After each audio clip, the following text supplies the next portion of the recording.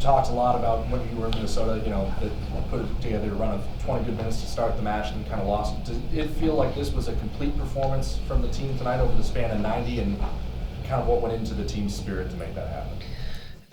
I thought you were going to ask a different form of that question, because I thought the first 20 to 25 minutes of this game, we were really good. And then there was that little 10-minute spell where we gave a couple balls away, and, look, it's MLS. You're going to have, ebbs and flows of momentum. But I thought Dallas, 10, 12, 15 minutes got on top of us before Chad's goal. And that kind of swung the momentum back in our favor. And then, making some adjustments at halftime didn't seem to work because they scored first. But overall, yes, I felt pretty comfortable in most of the game. And it was a very, very good performance, not only, just because it was 3 points, not only because there's, fight in the team, but, statistically, I thought some of our passing, our percentages are pretty high, so it was good. Awesome. Yeah, the overall play, I was looking at Swenson and also Alonso in the midfield, to the defensive midfielders and how they played. Can you talk about how that was critical in this game? Well, I think those two have been a good pair. They both bring a little different sort of toughness. Ozzy's slide tackling, his feistiness. Gustav, his slide tackling, his aerial ability. And then they're both pretty good on the ball, too. I think Gustav's range of long passing is very good. Ozzy connects, again, 90+% of his passes. So that combination has been very good. What's made it good as well is they're both smart soccer players. So if Ozzy goes here, Gustav's here, Ozzy's here, I think that connection is working very well. Jeff?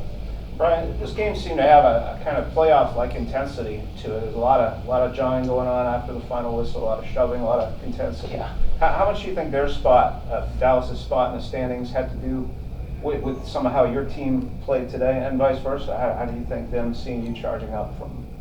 Well, Oscar Perea is a good coach. He always has his teams prepared. There was a little bit of a narrative with them about, last year they were really good. Even in 2016, they were very good when we beat them in the playoffs, and they had a very big, dramatic, kind of falling off. And I think he's, cognizant of that. They lost to San Jose, so he wanted to get his team prepared to come to Seattle to get points. They weren't here just to sit back and try for a draw. I felt they came out to try and win the game. So in that sense, credit to him, but credit to our team, because even through all the chaos, Jeff, and through some of the tackles and some of the other stuff, I think for the most part our guys kept composure. And that's what I was very proud of. Towards the end there, we kept our composure and were able to close out the game.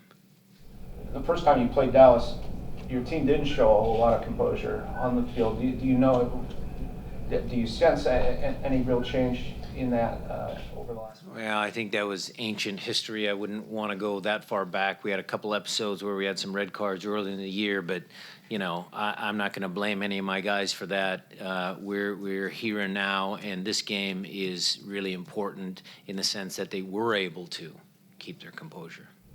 Jeremiah? Yeah, what can you say about Brad Smith's debut? It was pretty good. I mean, you guys saw what Garth and Chris and those guys saw. He's got good speed, good crossing ability, attack-minded player. I thought overall he was enthusiastic to play. He hadn't played a lot of games in the last few years, so you could kind of tell in his play he was happy to be on the pitch. So we were overall very pleased. We'll watch the film to try and get him, acclimated a little bit more with the players that he's playing with. We'll try to educate him about MLS, the standards there. There's a couple times he was complaining about the refereeing. But we'll get him up to speed, and he was very good. Was there anything to the injury when he came off, or did it look like he was fine afterward? I felt a little tightness in there, and so we thought it prudent at that time to make the change. But you're not worried about it? No, not worried about it. He's a tough kid. Matt Calkins.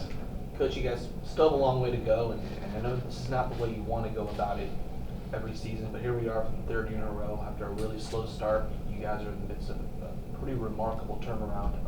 What do you attribute it to this year, and how is it different maybe this year than of years past? Well, 2016 was different because the coaching changed. You get a bump, you get the team together. That's one thing. 2017, we started off slow. Maybe there was I think I had said there might have been a little hangover in 2017. They got it together. We finally got our groove together. So those 2 years are certainly different than this one. I've gone on record about this year saying that group of guys in there was tired. They're all good pros. They're all proud guys. They're tired of being on the bottom of the standings, and it's all credit to them. You know, we've had some adversity. I mean, everybody knows the story of the 2018 season so far. They have overcome all those obstacles, all those bumps in the road.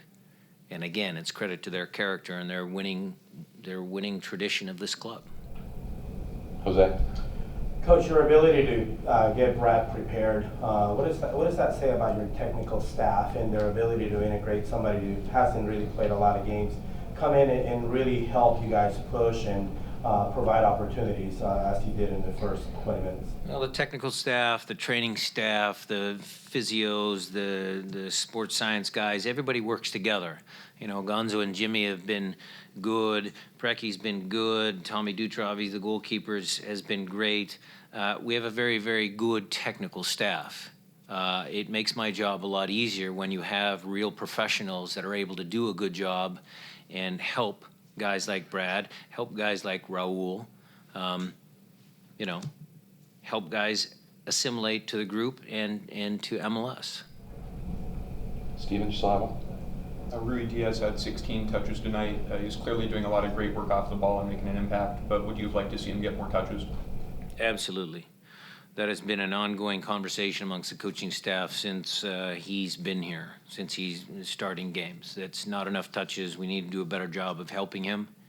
But you absolutely hit the nail on the head. He does all of the little things that are required to help the team win. So we are very pleased with his play and very pleased that he's a Seattle Sounder. Ari? Coach, Nico Ladero has been on fire for you guys, it seems like, pretty much since he got back from Uruguay. Have you noticed an extra bounce in his step at all over this unbeaten run? And if so, what would you attribute that to? I mean, I could go out on a limb and say he wants to prove some people wrong. Or you could say that he's just got so much integrity and character that any team that he plays for, he wants them to win. I'll let you guys write that up.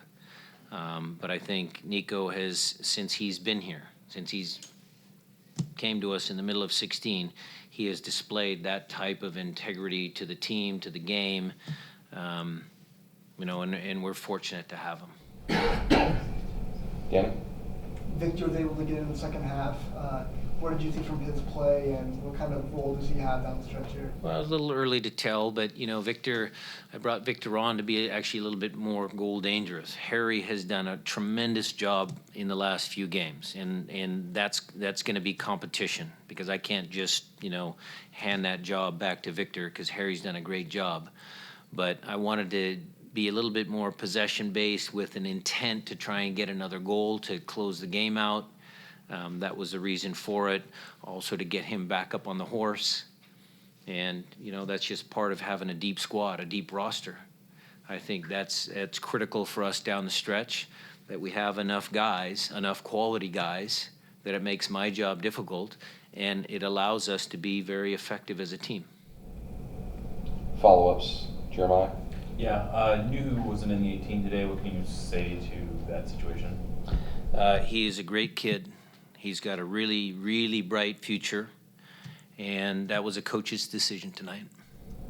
There was a report today that there was somewhat of a disciplinary situation. Is that accurate? Nope. And he's not for sale either. I'll add that to it. Harvey? Coach, you've talked a lot about how you wanted the team to play Sounders soccer, to play a specific style. Do you feel that tonight you finally got what you're looking for, and is there anywhere left to go in developing that? Now we're getting closer. I mean, I think Rui Diaz's touches is one of the things that we want to try and continue to improve on. the overall, chance creation, I'll have to watch the tape again and kind of dig through the statistics that the guys give me.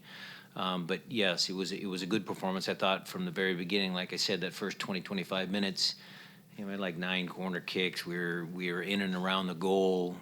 We had some, maybe not complete full chances, but some really good half chances, good looks on goal. So yeah, I think we're getting closer.